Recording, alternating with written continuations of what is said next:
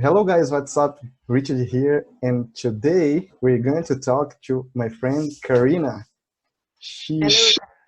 Exactly, she is a teacher. She has a YouTube channel, well, yeah, like me, and I'd like to talk to her about a lot of things about why she wanted to be an English teacher and how can I learn more English and stuff like that. So, thank, welcome Karina from my channel. Thanks so much for being with me today. Hello, it's my pleasure. Nice to meet you. And Nice to meet you.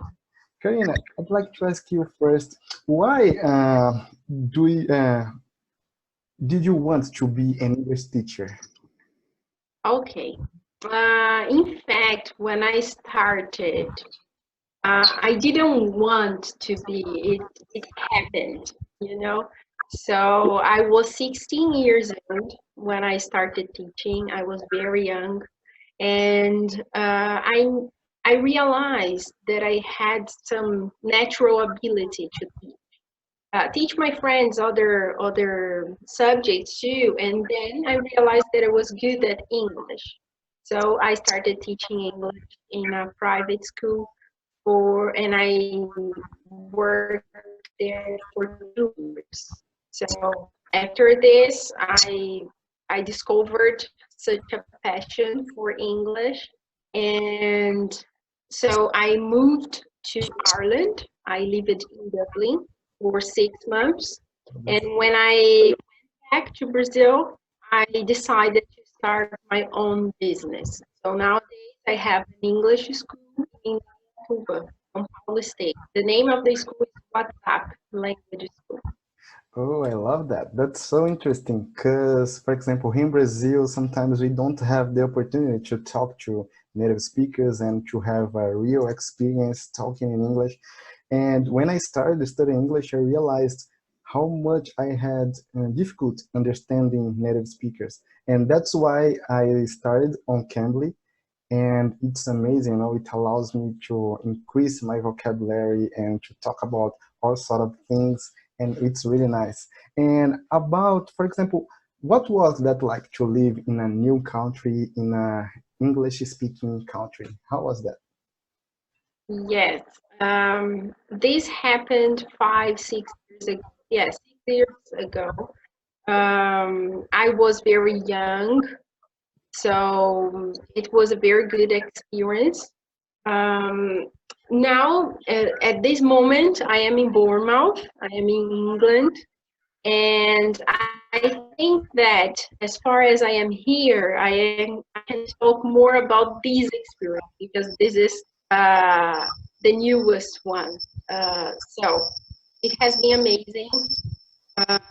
I haven't been speaking Portuguese at all. There are not very many Brazilians around the city. I live with a host family, so I have host sisters and host brothers, and they are all from different parts of the world. So, today, for example, we have just had dinner because now it's later than in Brazil, and we had dinner with an Italian girl, two German, and yes, and two Croatian guys.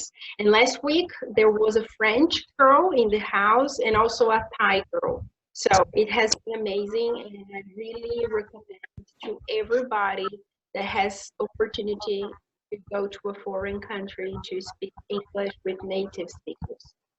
Oh, that's so interesting. And that's what I want, to go to a new country and an English speaking country and to talk about a lot of things, to make friends. I think that's the reason why I am learning so much English, why I want to increase my words and to talk about a lot of things. Because sometimes, we students, we think that to speak in English, we have to speak as we speak in our own language, in our, Yeah. but it's not true. We have to try to express ourselves in different ways, and sometimes we will make mistakes. It's completely normal, and that's what I'm doing. And that's so interesting that what you said, for example, because I intend to apply for IELTS as well. You know, Good.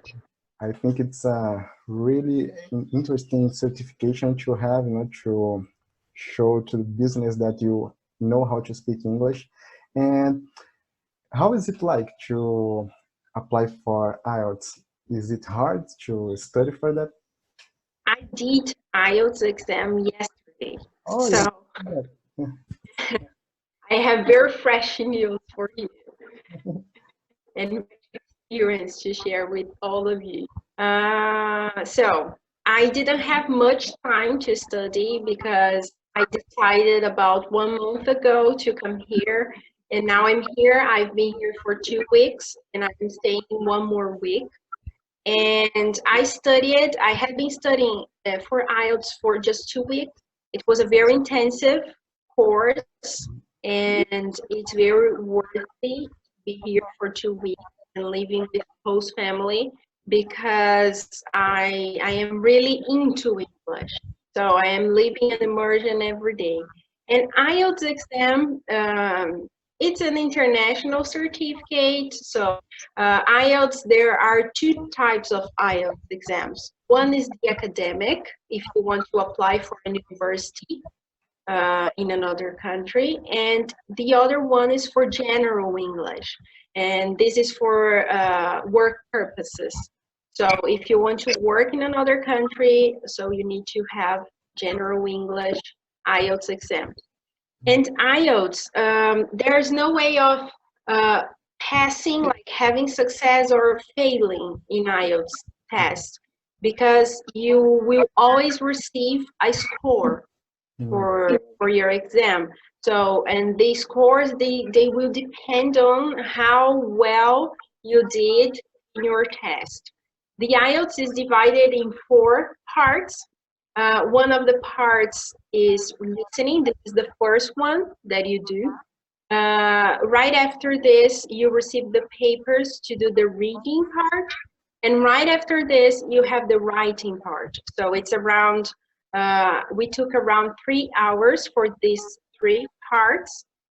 And then you need to go back to the center, to the college that you were doing the exam, so you can do your final part, that is the speaking test.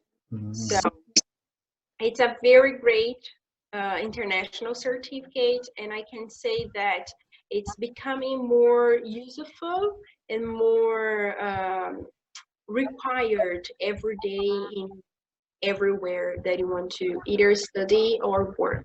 That's so interesting. And which did you apply for? For business or for college? And I applied for general English because I have some students that are coming to my school in Indaiatuba, and they are asking for having trainings, specific courses, specific trainings for general English. So I've applied for this one. So this way I can have my experience, my own experience, and I can share this experience with my students. But academic and general English, they are quite the same. What's the difference? They differ only in 2 parts, reading and writing. So reading, for academic exam, you have some more academic texts. So they're longer, the vocabulary is generally related to university subjects. And the writing, you have 2 tasks for both academic and general English.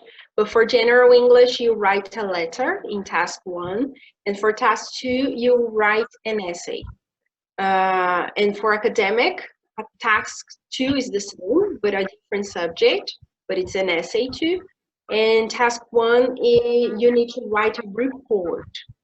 So these are the main differences between them. Listening is the same, and speaking test is the same. I see.